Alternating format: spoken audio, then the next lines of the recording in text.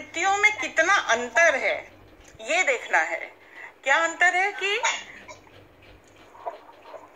लोग समझते हैं कि जिस शांति भगवान का अंश है, रावण कहता है कि मैं शांति को चुरा लाऊंगा तो मैं भगवान बन जाऊंगा। इन दोनों मानसिकताओं में बहुत बड़ा अंतर है। तो ये सारे राक्षस लंका के सब देहाभिमान में इतने जुटे हुए हैं कि उन लोगों को समझ में नहीं आ रहा। वो सोचते हैं शांति चुरा लेंगे, लक्ष्मी को चुरा लेंगे। उनको लक्ष्मी की जरूरत नहीं, उनके पास वैभव वैसे ही बहुत है, पुलुस्त कुल के हैं, वो बहुत वैभव है, लेकिन शांति चाहिए उनको। अब क्या यहाँ पे एक सिखावन है। हनुमान जी तो तुरंत पहुंच गए वहां पे सीता जी के पास। वो कैसे पहुंच गए? शांति यदि ईश्वर की भागीदारी है और हर स्त्री का पति एक होता है, लेकिन उसके पुत्र तो बहुत हो सकते हैं।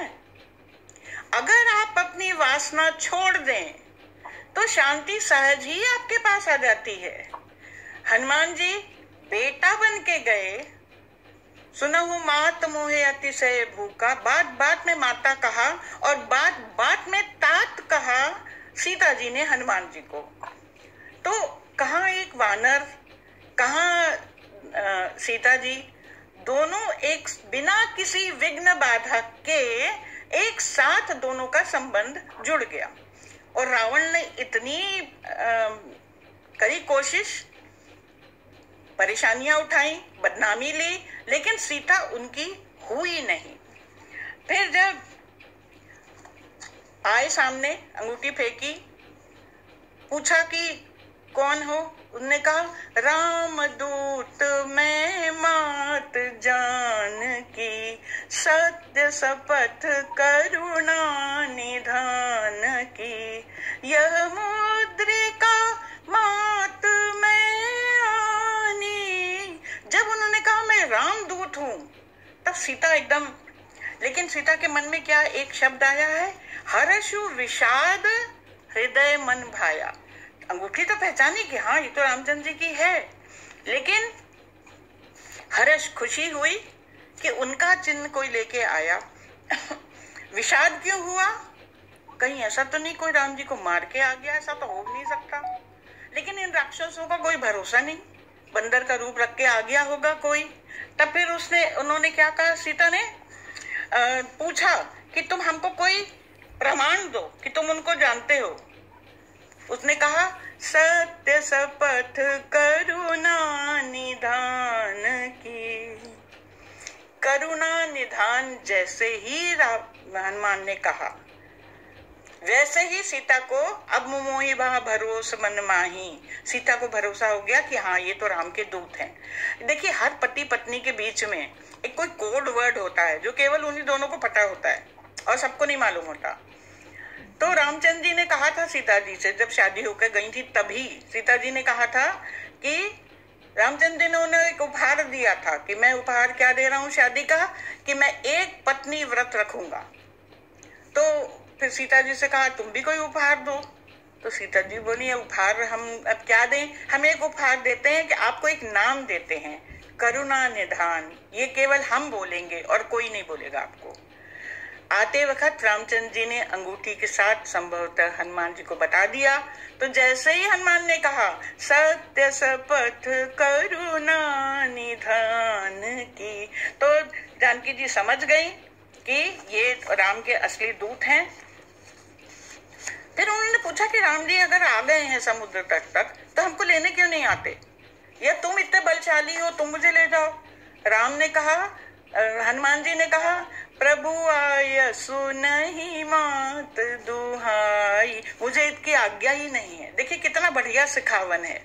आपको कितना भी अच्छा काम आता हो, आपके गुरु ने, आपके मेंटर ने, आपके टीचर ने, आपके माता पिता ने, आपके बड़े ने जितना काम आपसे कहा है उतना ही करिए।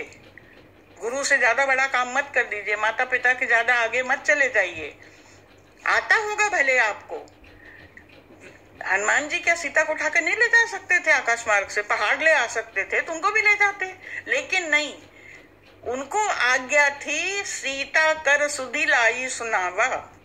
मुझे कहा गया है केवल आपकी सुध लूं, पता लगाऊं आप कहाँ हैं, फिर मैं जाता हूं। ये जो श्रेय है आपको वापस लाने का और रावण को हराने का, ये रामचंद्र जी का श्रेय है, ये मैं नहीं लेना चाहता।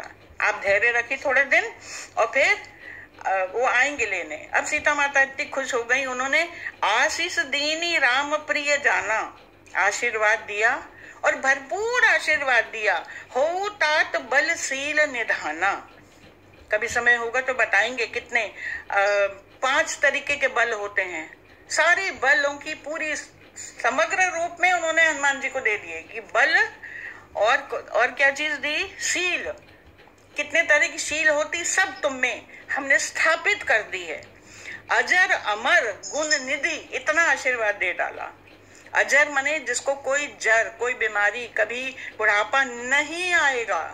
अमर कहते हैं हनुमान जी आज भी विद्यमान है प्रकृति में, संसार में, ब्रह्मांड में, क्योंकि वो अमर है, उनका नाश नहीं होता। उनको ये आशीर्वाद प्राप्त है कि वो हर युग में जब तक धरती रहेगी हनुमान जी विद्यमान रहेंगे। तो ये सारी कृपा उन्होंने दी। हनुमान जी फिर भी लालच से देखते रहे सीता जी को। सीता जी ने कह दिया निर्भर प्रेम मगन। एक कई तरह की भक्ति भी होती, ये भी आगे आएगा सुंदरकांड में। केवल भी पढ़ लेना कि वो भक्ति दे दी उससे नहीं होता। क्या भक्ति, कौन सी भक्ति, कितनी तरह की भक्तियां होती हैं। तो उन्होंने दिया आशीर्वाद कि तुम्हें निर्भरा भक्ति मिलेगी। निर्भरा भक्ति वो भक्ति होती है जो कभी क्षीण नहीं होती। हमारी भक्ति जो हम इंसानों में होती, आदर, आज तुम हमको बहुत अच्छे लगे, हमने तुमको नमस्ते किया, कल नहीं अच्छे लगे, हमको बिल्कुल भक्ति खत्म। भगवान के लिए भी यही होता है, आज माना कल छोड़ दिया, अब दूसरे पकड़ लेंगे कोई।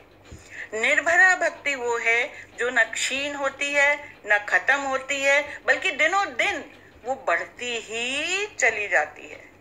इसीलिए जब रामचंद्र जी का प्रयाण होने लगा, वो इस धरती पे उनका समय पूरा हुआ, वो जाने लगे, तो उन्होंने पूछा हनुमान सिंह से कि तुम भी चलो साथ में। बोले नहीं, मैं नहीं जाऊंगा। बोले क्यों? वहां पे तो स्वर्ग होगा, वहां मैं होऊंगा। तो हनुमान जी ने पूछा आप तो होंगे, राम कथा भी होगी वहां?